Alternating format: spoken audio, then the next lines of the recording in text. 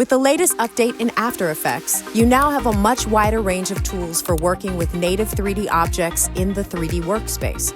You now get support for embedded 3D animations when you import 3D models. Once imported, you can trigger, keyframe, and refine the animations even further. And it's now easier to create photorealistic shadows that seamlessly blend 3D objects into any 2D environment with new shadow catchers.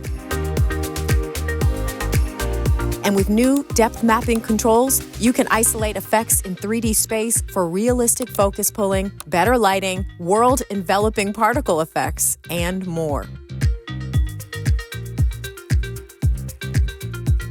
There are also 33 new animation presets based on the latest trendy designs, along with new tools for animating number counters more efficiently so you can spend less time on tedious tasks and more time designing in 2D and 3D.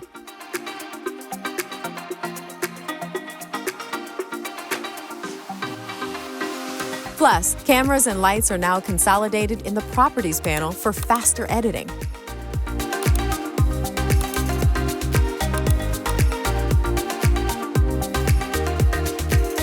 After Effects 25 features a fresh, new design that's modern and more consistent. With 2 dark modes, a light mode, and high-contrast accessibility mode, you can customize the look and feel to your preference. You also get cleaner fonts and typography for better legibility and consistency with the other Adobe Creative Cloud apps. That means you'll spend less time relearning how to use tools in different apps and more time creating. After Effects is also getting faster, with hardware-accelerated UI/UX performance on Windows that's up to 4 times faster than before. Quickly animate 3D models with realistic shadows and depth mapping. Access new presets and tools for faster motion design. Enjoy UI updates with faster UI performance on Windows. Coming soon to After Effects. Or you can download the beta and try it today.